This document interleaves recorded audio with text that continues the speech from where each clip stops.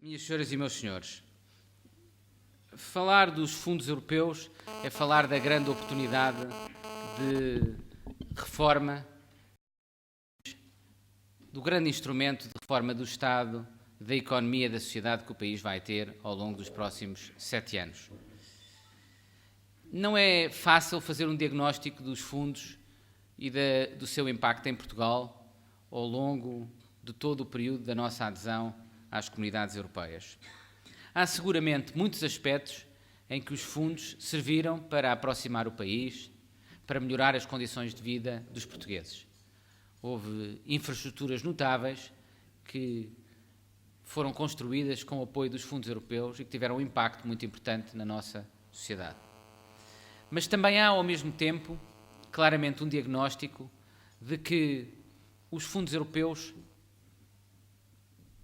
não foram suficientes para conseguir que o país vencesse o desafio da competitividade.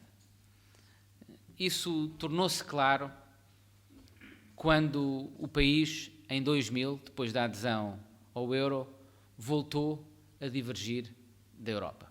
Depois de muitos anos a convergir com a Europa, a crescer mais que o resto da Europa, Portugal voltou desde 2000, de facto, desde 2000 até ao ano passado, desde 2000, que o país estava em divergência da Europa. Os portugueses estavam a perder rendimento face ao resto da Europa.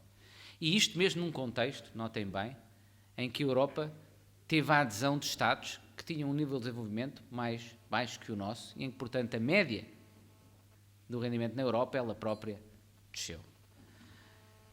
Isso deve-se fundamentalmente à circunstância do país ter assente o seu crescimento económico ao longo de muitos anos num modelo económico insustentável.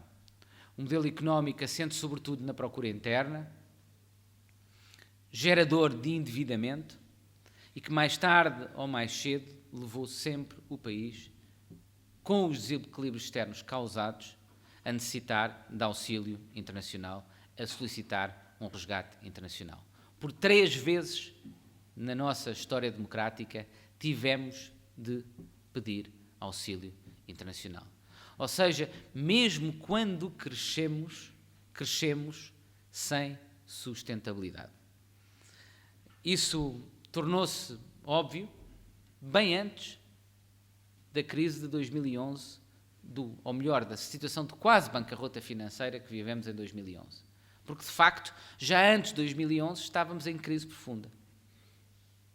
Desde 2000, que estávamos em estagnação económica. De facto, durante essa década que precedeu a necessidade de solicitar auxílio internacional, a estagnação económica em Portugal só tem equivalente com a Grande Depressão norte-americana ou com a designada década perdida no Japão. Isto é bem revelador de como, ainda que o país, porque beneficiou depois do euro, de financiamento muito fácil, não tivesse uma percepção clara da crise em que já vivia, a verdade é que nós estávamos a divergir da Europa e estávamos a criar as condições para o colapso financeiro que enfrentámos em 2011, produzindo-se, materializando-se depois em sacrifícios muito graves para os portugueses.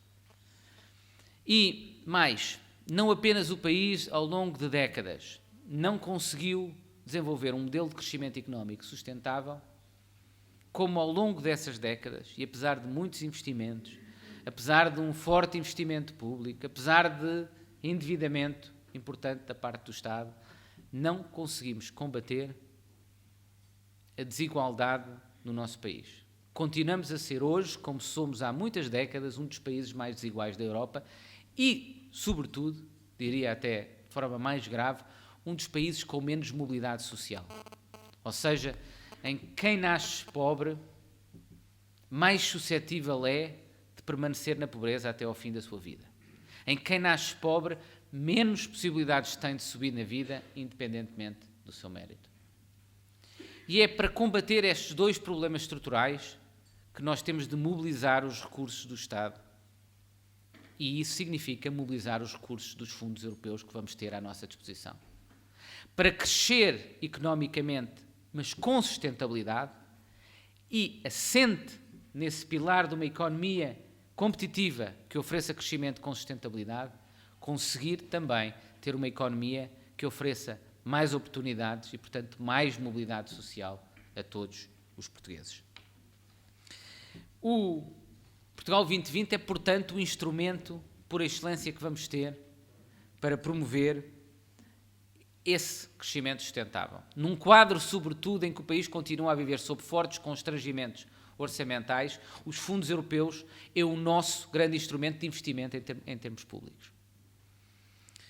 De facto, é por termos essa consciência que, por um lado, procuramos que o próximo quadro financeiro de fundos europeus entrasse em funcionamento o mais rapidamente possível. Trabalhamos muito e trabalhamos com muitos para rapidamente colocar em funcionamento o próximo ciclo de fundos europeus. E já abrimos, neste momento, vários concursos dos fundos europeus. Abrimos os primeiros concursos ainda antes do final do ano passado e temos hoje já vários concursos abertos e ao longo das próximas semanas serão dezenas os concursos que vão abrir. De facto, neste momento, só para as empresas, já teremos perto de 1.000 milhões de euros em concursos abertos. Não encerrados, já abrimos 2 concursos para empresas, para projetos conjuntos, antes do final do ano, que entretanto encerraram já, mas temos muitos outros concursos abertos que neste momento já totalizam próximo de 1.000 milhões de euros. E, portanto, é um montante muito significativo para as empresas que está já disponível. Sendo que isso reflete a mudança de prioridades que definimos para o Portugal 2020. Precisamente porque temos consciência que em matéria de infraestruturas e equipamentos públicos o país hoje está em muitos domínios acima da média europeia, essa não deve ser a prioridade. Não quer dizer que ocasionalmente não exista a necessidade de um ou outro investimento em termos de equipamento ou infraestrutura, mas a prioridade não deve ser seguramente essa. E é por isso que a nossa grande prioridade é a competitividade e a internacionalização da nossa economia. É para esse domínio temático que estão alocados 40% dos fundos europeus. 40% das verbas do Portugal 2020 estão dedicadas ao domínio da competitividade e internacionalização e aí, em grande medida, para as empresas. As empresas vão ter, na sua totalidade, e também atendendo a outros domínios temáticos, aproximadamente 10.000 milhões de euros do próximo quadro de fundos europeus, uma verba muito mais importante do que aquela que existiu nos ciclos anteriores. Mas a nossa aposta na competitividade não se esgota apenas nas verbas que vão para o domínio da competitividade e internacionalização. O capital humano continua a ser uma grande aposta, mas aí também já não tanto em infraestrutura, já não tanto nas escolas da parque escolar, já sobretudo na capacitação dos nossos recursos humanos. E porque sabemos que o capital humano é talvez o principal instrumento de competitividade de um país a longo prazo.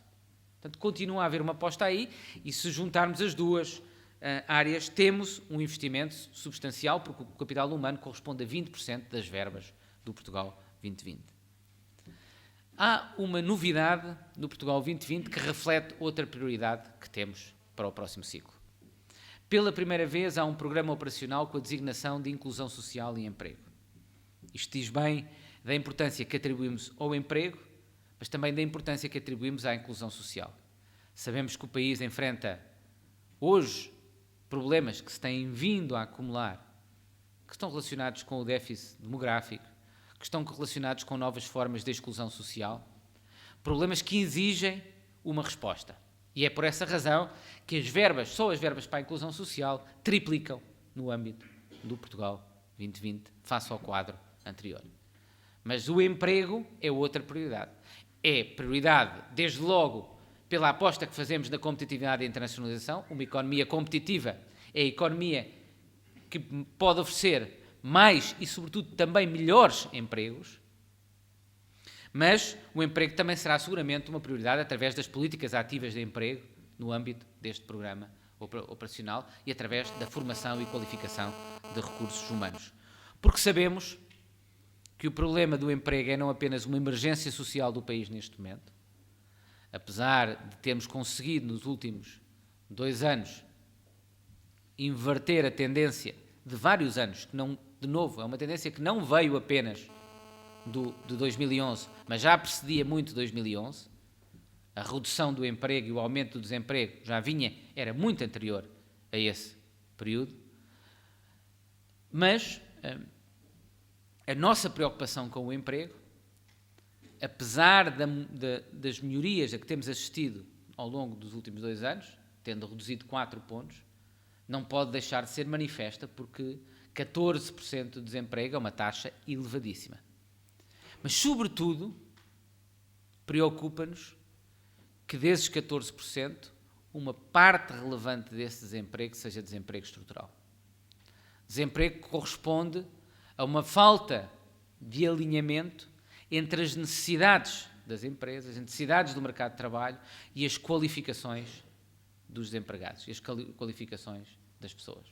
Esse desemprego é particularmente difícil de combater e nós temos de ter a honestidade de ser transparentes para as pessoas dizendo isto mesmo. Há um nível do desemprego em Portugal que será difícil e longo de combater porque é desemprego estrutural. E é por isso também que tivemos uma preocupação tão grande com o emprego no âmbito do Portugal 2020. Sendo que, naturalmente, e como tinha dito, a melhor aposta para criar emprego é ter uma economia mais competitiva. A melhor aposta para crescer com sustentabilidade é ter uma economia que seja internacionalmente competitiva, que seja suscetível de gerar excedentes externos. Nós já começámos a fazer essa transformação. O país passou de 26% das exportações para 41% de exportações. E isso deve, sobretudo, ao esforço de muitos de vós que aqui estão. Da capacidade das nossas empresas de se voltarem para os mercados internacionais e num contexto difícil a nível internacional. As nossas exportações cresceram muito, num contexto em que a procura internacional cresceu muito pouco. Isto significa que as exportações portuguesas cresceram através de ganhos de cota de mercado. Isso é o principal mérito dos empresários portugueses e demonstra a transformação que está a ocorrer na economia portuguesa. Há pouco, aqui ao jantar, falávamos da situação na Grécia. E por acaso no jantar eu não disse isso, mas talvez o elemento mais revelador da diferença, porque é que Portugal hoje está numa situação substancialmente diferente da Grécia, porque é que Portugal hoje tem razões para ter muito mais otimismo que a Grécia, porque é que Portugal iniciou uma recuperação económica e a Grécia não, infelizmente para os gregos, e desejamos todos que eles o mais rapidamente possível também a possam iniciar. Talvez o elemento que mais seja exemplar e que melhor explique essa diferença, apesar de no início da crise a situação entre a Grécia e Portugal não ser muito diferente e em alguns aspectos ser pior em Portugal do que era na Grécia, o elemento que talvez mais explique isso é a circunstância de na Grécia as exportações praticamente não terem crescido, continuarem nos 22% por aí, enquanto em Portugal passaram de 26% para 41%. Eu vi isto escrito por um grande economista europeu que comparava os dois países, apresentava Portugal como um caso de sucesso e dizia: isto o que é que revela? Revela que em Portugal se processou uma transformação estrutural da sua economia e na Grécia não. E é essa transformação estrutural da economia portuguesa que está a ocorrer que explica o sucesso do caso português. Explica porque é que Portugal está a iniciar uma recuperação sustentável. É este sucesso das nossas exportações que explica porque é que o nosso país, depois de 70 anos, finalmente teve excedente da balança comercial. E teve por 2 anos consecutivos agora. Isso é um mérito extraordinário do país e um mérito, em primeiro lugar, dos empresários, de muitos de vós que aqui estão. Mas os fundos europeus, o Portugal 2020, têm de ser uma alavanca para continuar a promover, aprofundar e acelerar esta transformação. Tem de ser a grande prioridade do Portugal 2020. E foi para isso que nós o desenhamos.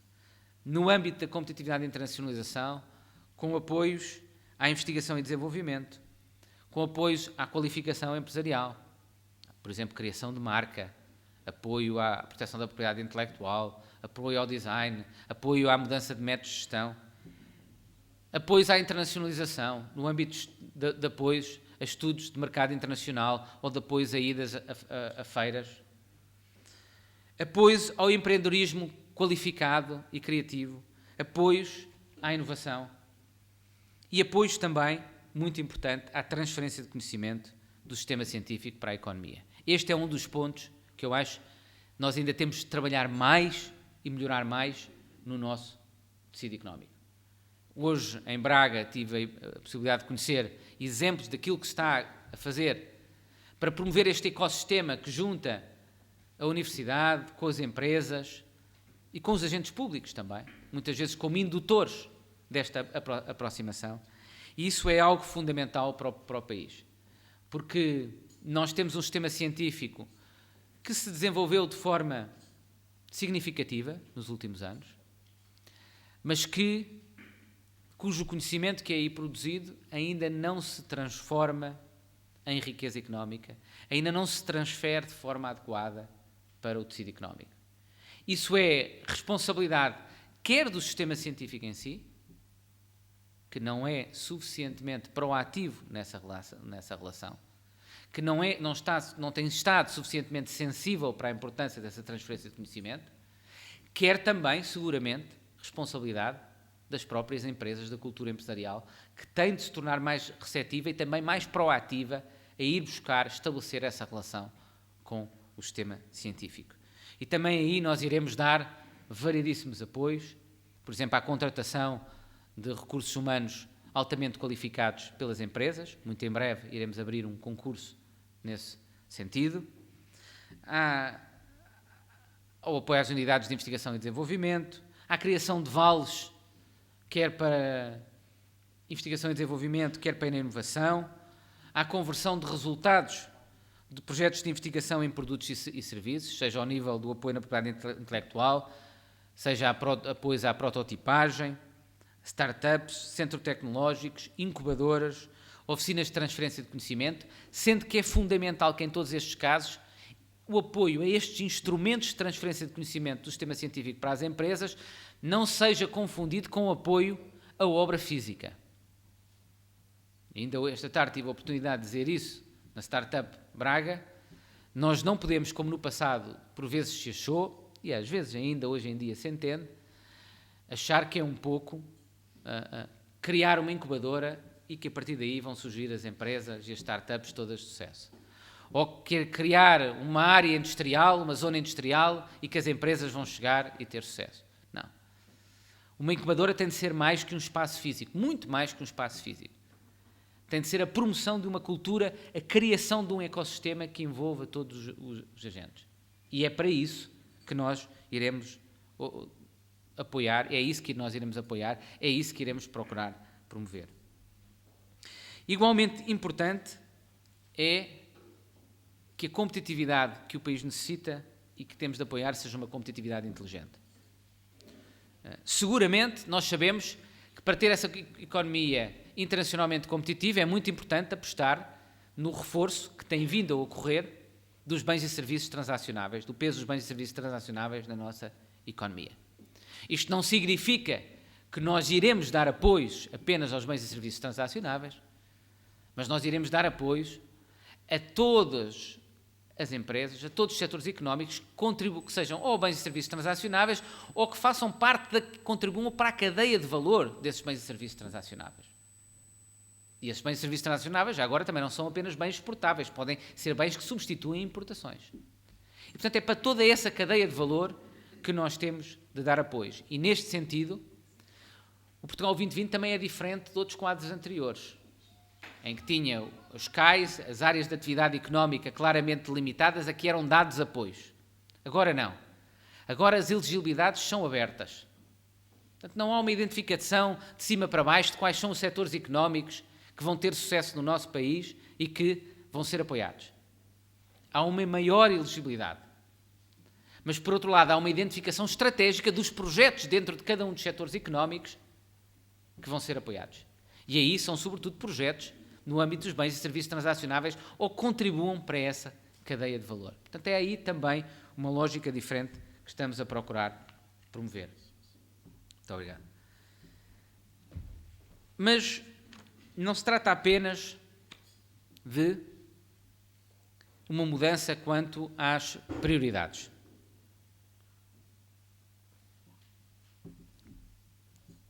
Há também algumas outras grandes mudanças que procuramos implementar no que eu designaria como a filosofia dos fundos.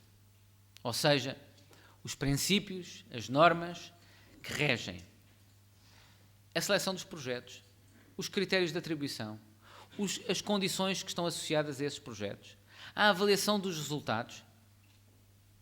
Em tudo isso nós procuramos trabalhar para introduzir uma filosofia diferente. E talvez a grande mudança de fundo, a principal mudança de fundo, seja a orientação para os resultados. Eu já tive a oportunidade de dizer que a palavra-chave do Portugal 2020 não é dinheiro, é resultados. A grande diferença é que nós não financiaremos projetos, nós contratualizamos resultados. A maior garantia de que os fundos vão contribuir para os objetivos que pretendemos é associar o financiamento dos projetos à obtenção de certos resultados. E é isso que nós iremos fazer. Seguramente para as empresas. Como sabem, e eu tenho consciência do desafio que isto representa para o tecido empresarial português. Tenho consciência da exigência que está inerente a esta lógica. Tenho consciência do obrigar a sair da zona de conforto, de alguma insegurança que pode trazer uma lógica diferente da atribuição dos fundos. Mas também tenho claramente a convicção de que as empresas portuguesas, como aliás o manifestaram ao longo da forma como se transformaram e responderam aos desafios da crise, que as empresas portuguesas vão responder a este desafio e a esta exigência com sucesso. Esta orientação para os resultados significa que a parte mais importante, a fatia mais importante, desde logo, dos apoios às empresas, é reembolsável. São apoios reembolsáveis. Haverá áreas, por exemplo, ações coletivas de internacionalização em que não faz sentido essa natureza reembolsável. Ou na criação de unidades de investigação e desenvolvimento, por exemplo. Na sua quase totalidade não é a fundo perdido. Mas no resto, o grande princípio é o apoio reembolsável. Sendo que esse apoio reembolsável está, por sua vez, contratualizado, é atribuído, por sua vez, na base da contratualização com o resultado. As empresas passam a ser selecionadas de acordo com o que se comprometem, não em termos de realização do projeto, mas de resultados a obter por esse projeto. A empresa contratualiza um aumento do seu volume de negócios, contratualiza um aumento das suas exportações. Depois, há uma margem de tolerância de 25% quanto à obtenção desse resultado. E se a empresa, no entanto, ceder o resultado contratualizado, parte o resultado, não a realização, o resultado, ou seja, se a empresa se compromete a aumentar as suas exportações em 25% e sobe as exportações para 30%, essa diferença passa a ser uma diferença que é convertida em dobro em dispensa de reembolso. E, portanto, há um prémio não para a obtenção do resultado, atenção, para quem ultrapassar o resultado contratualizado. Este é o maior incentivo para que as empresas superem os resultados que contratualizam connosco. É uma lógica que eu sei que é exigente, mas para a qual eu estou convencido que as empresas vão corresponder de forma positiva. E é uma lógica que se aplica a todo o quadro do próximo ciclo de fundos europeus. No domínio da formação profissional, nos centros de formação profissional, nas escolas profissionais, incluindo as públicas, o financiamento da formação passa a depender da taxa de empregabilidade obtida, não do número de pessoas que recebem formação, como no passado, mas sim da taxa de empregabilidade obtida. Há um mínimo de 50% que tem de existir taxa de empregabilidade, que é medido ao fim de 6 meses após a conclusão do curso, que se não for obtido, o curso deixa de obter financiamento. E para além desse mínimo, os centros de formação, as escolas profissionais, candidatam-se com base numa taxa de empregabilidade que propõem. E se não a obtiverem, mesmo não ficando abaixo dos 50%, mas se não a obtiverem, terão uma penalização de 10% relativamente ao financiamento que iam receber. Se superarem essa taxa de empregabilidade que contratualizaram, então têm um prémio de 10% adicionais de financiamento. Portanto, também aí a lógica é uma lógica diferente, é uma lógica de contratualização e obtenção de resultados. Mas queria tornar claro algo, que é esta exigência que estamos a colocar relativamente a todos os beneficiários dos fundos europeus, incluindo aqueles públicos, porque aquilo que disse para a formação profissional também se aplica se for uma escola profissional do Ministério da Educação. Se não obtiver os 50% de taxa de empregabilidade, deixa de obter o financiamento. E é, portanto, aí, ou vai do orçamento do Ministério da Educação, dos fundos, não será pago dinheiro. Tratamento igual para as escolas e para os cursos e para os centros de formação profissional privados e públicos nesta matéria. Os resultados são a regra. Mas, como dizia, esta exigência é uma exigência que aplicamos também às autoridades de gestão dos fundos e às políticas públicas que são apoiadas pelos fundos. A meio de Portugal, há uma reserva de 6% do montante global do Portugal 2020 que será redistribuída a meio do período de programação do Portugal 2020. E será redistribuída com base numa avaliação dos resultados atingidos pelos diferentes programas operacionais. Também aí existem indicadores de resultados. Quem atingir melhores resultados face aos indicadores estabelecidos, beneficiará de uma redistribuição dessas verbas, de forma a premiar as autoridades de gestão dos programas que melhor gestão fizerem e as melhores políticas públicas que forem definidas para apoio por parte dos fundos europeus. Uma outra grande mudança é uma preocupação e que também corresponde a outra exigência que tivemos, neste caso, não com os beneficiários, mas com a administração que gera os fundos, é uma preocupação muito grande com a simplificação e com a celeridade. Desmaterializámos todos os procedimentos, passou a existir um balcão único, o balcão comum, o balcão do Portugal 2020, onde estão os concursos para todas as áreas, onde estará toda a informação sobre os fundos. Passou a existir o princípio de dispensa de apresentação de documentos relativamente à informação já detida pela administração. Ou seja, uma empresa hoje, para se candidatar aos fundos, não tem que ir buscar à autoridade tributária, à administração fiscal, um certificado relativamente à sua situação fiscal. Basta declarar que esta situação fiscal está conforme às regras e autorizar a autoridade de gestão para confirmar isso junto da autoridade tributária. E, portanto, os beneficiários, as empresas, deixaram de ter de fazer a via sacra de colecionar os documentos nos diferentes serviços públicos para depois o entregar a outro serviço público. Agora, basta dizer que autorizam a consulta desses dados e estão dispensados da apresentação desses documentos. Um ponto que, aliás, iremos implementar para a quase totalidade da administração pública a partir do final de maio. Não vai ser só nos fundos europeus. Os fundos europeus foi o primeiro local onde implementámos este princípio, mas a partir do final de maio vamos ter esta revolução na relação entre a administração pública e os cidadãos. Instituímos também a figura do gestor do procedimento, que vai ajudar a gerir e ser a face relativamente aos diferentes projetos por parte dos beneficiários.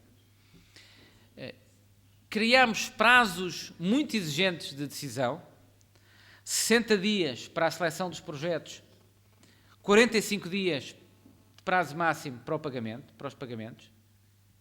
E eu sei que muitas empresas têm experiências de esperar muito mais tempo do que esses 45 dias. Vai deixar de ser o caso. E vai deixar de ser o caso, não apenas porque mudámos o pagamento, passou a ser também direto da Agência de Desenvolvimento e Coesão.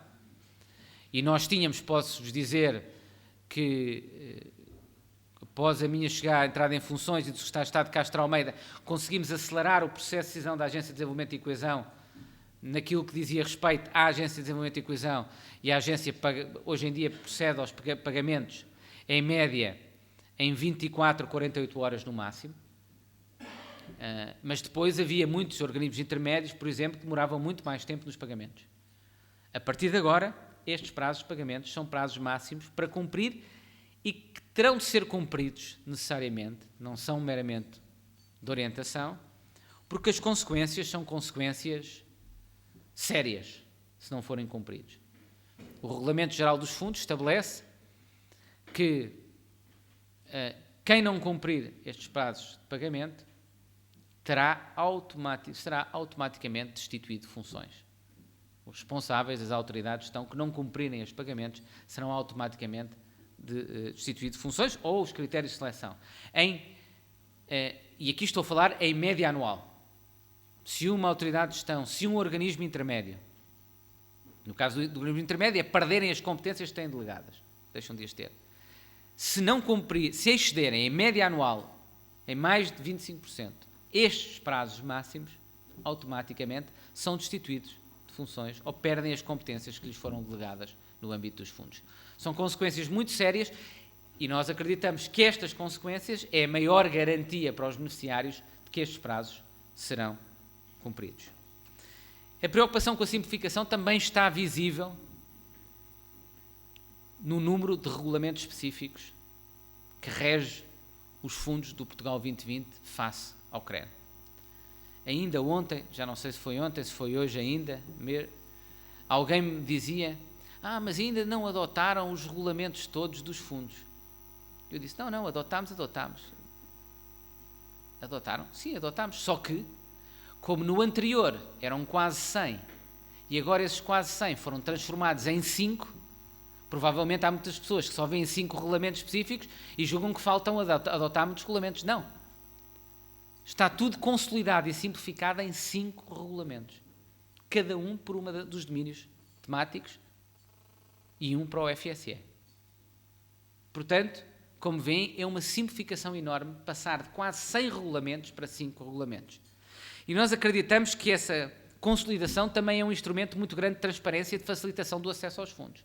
Passa a ser mais fácil conhecer. Foi a mesma preocupação que tivemos também, ao mesmo tempo que visa garantir previsibilidade, desde logo para as empresas, na planificação dos seus investimentos. Foi a mesma preocupação que tivemos, dizia, com a instituição de um calendário anual de avisos relativamente aos concursos para os fundos. Ou seja, no passado, não sabia quando é que iriam abrir um concurso para uma área ou para outra. Agora, os concursos são todos conhecidos com um ano de antecedência. Se forem ao Portugal 2020, têm lá, para as empresas, praticamente todos os concursos.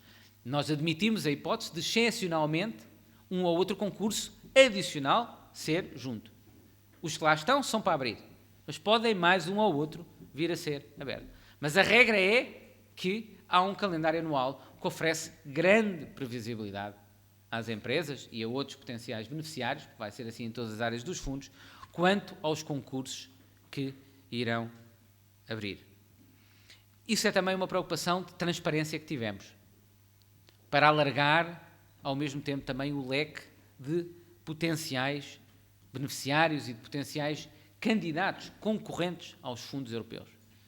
Nós gostaríamos, por exemplo, muito que o número de empresas que beneficiará de fundos no Portugal 2020 seja muito superior ao passado, ao do CREN. Isso não aconteceu no passado. Nós temos de alargar muito as empresas que concorrem aos fundos, ao Portugal 2020, e já aconteceu assim nos primeiros concursos. Estamos muito otimistas pelo interesse que vemos, e também foi por isso que alargámos as elegibilidades, como vos dizia, e também foi por isso que fizemos este esforço de simplificação e um esforço de transparência. Tudo isto contribui para tornar mais acessível os fundos. Nós sabemos que há aspectos da preparação de candidaturas que podem sempre exigir apoio técnico, apoio específico. Mas isso, eu diria, até é natural. Uma empresa não tem know-how interno em todas as matérias que tem de trabalhar. Algumas têm de ir buscar know-how especialista e os fundos têm, às vezes, a sua complexidade que podem exigir algum tipo de apoio. Mas dentro do possível, e para promover as candidaturas e o acesso do maior número de empresas, procuramos simplificar e procuramos dar transparência aos concursos, às áreas que vamos apoiar, aos critérios de atribuição, da mesma forma que iremos dar muita transparência à divulgação de todos os apoios concedidos e dos resultados contratualizados relativamente a cada um desses projetos. Também com a mesma preocupação, criámos a figura, com uma preocupação equivalente, criámos a figura do curador de beneficiário, que é uma espécie de provador do beneficiário, a que os candidatos e os beneficiários podem concorrer para apresentar reclamações, queixas, relativamente a qualquer aspecto que entendam não funcionou bem, seja num concurso, seja na relação com uma determinada autoridade de gestão dos fundos. Outro grande princípio e outra grande preocupação está muito próxima de uma preocupação que o professor João Duque, aqui da Universidade Católica, aqui em Braga, manifestou na intervenção dele. A necessidade de combater a fragmentação e de congregar esforços e de promover cooperação entre todos os atores. Nós somos um país excessivamente fragmentado no seu tecido empresarial, mas também fragmentado nas intervenções no território dos seus agentes públicos e que necessita de maior cooperação, articulação, agregação, associação. Nós vamos promover muito uma melhor articulação das políticas públicas, uma maior cooperação entre agentes públicos e privados e entre os agentes privados, seja entre empresas e universidades e empresas e o sistema científico. Em todos esses aspectos é fundamental promover essa, quer maior cooperação entre todos os atores, quer uma maior coordenação das intervenções e das políticas. É por isso que promovemos, por exemplo, uma lógica de multifundos. É por isso que reforçamos a contratualização e as intervenções territoriais integradas.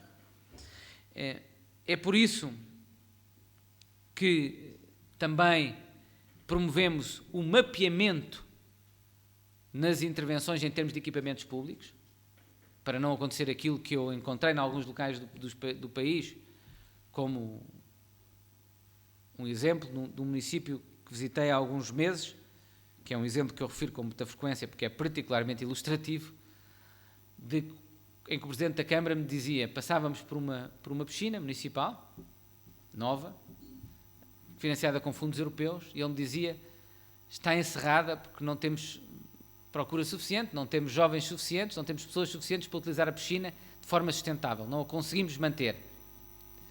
Mas mais, Sr. Ministro, nos 3 municípios vizinhos que temos, todos têm piscinas municipais, quase seguramente todas financiadas por fundos europeus, todas encerradas, por falta de sustentabilidade. Em vez de se ter feito 1 ou 2 piscinas que fossem partilhadas pelos diferentes municípios, duplicaram-se, neste caso quadruplicaram-se intervenções que em si mesmas se tornaram cada uma delas insustentável. Nós não podemos repetir erros destes no futuro e é por isso que os investimentos em equipamentos serão investimentos sujeitos a um princípio de mapeamento para obrigar a esta articulação e coordenação dos investimentos no território. Da mesma forma, iremos promover esta coordenação, este combate à fragmentação, dando grande prioridade e apostando muito na promoção das ações coletivas entre empresas ou de projetos conjuntos entre empresas. Não é por acaso que os 2 primeiros concursos que abrimos para empresas tenham sido projetos conjuntos, quer no domínio da internacionalização, quer no domínio da qualificação.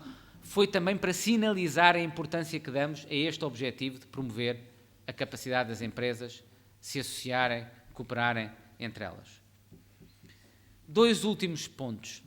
Em primeiro lugar, a preocupação muito grande que tivemos também, e temos de ter sempre, de proximidade e coesão territorial. O Estado deve impor, por exemplo, o mapeamento. Deve. nos fundos, para obrigar a articulação. O Estado deve definir localmente exatamente qual é o investimento? Não.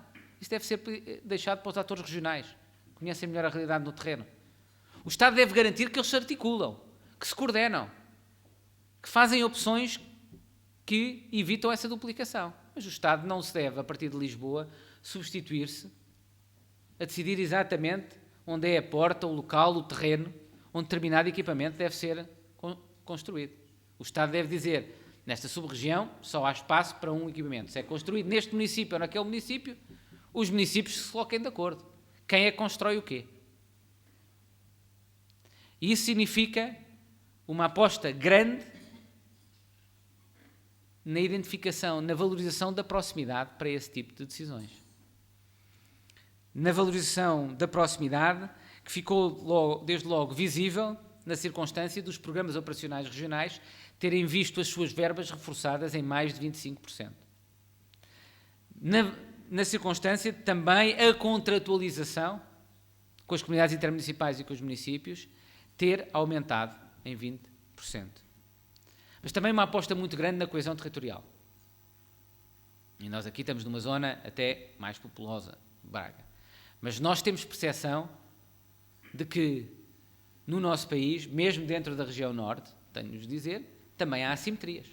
A região norte é muito favorecida em termos de fundos face a outras regiões do país, porque é uma região convergência. Está abaixo da média europeia, mas está sobretudo abaixo por partes do seu território. E, portanto, nós também temos, e eu assumo, e nós assumimos isso, de reconhecer essa diferença, e por isso é que estabelecemos, por exemplo, majorações para investimentos em territórios de baixa densidade. Isto não significa que não existam verbas para aqui, existirão, e muito significativas, mas tivemos e assumimos isso, essa importância de manifestar coesão e preocupação com a coesão territorial com territórios que em Portugal estão há muitos anos deixados ao abandono e que temos de voltar a valorizar. Último ponto e última grande preocupação, a capacitação. Se há aspecto que eu, ao longo das viagens que fiz do país e da procura de conhecer, quer no papel, quer no terreno com essas viagens, o país e os fundos, pude verificar, foi que os projetos de maior sucesso são aqueles que têm mais competências e melhor qualidade de liderança. Isto parece óbvio, mas nem sempre é totalmente assumido, nem sempre é totalmente valorizado. E isso significa que nós temos de fazer uma aposta muito grande na capacitação de todos os atores. Eu costumo dizer, começando no governo.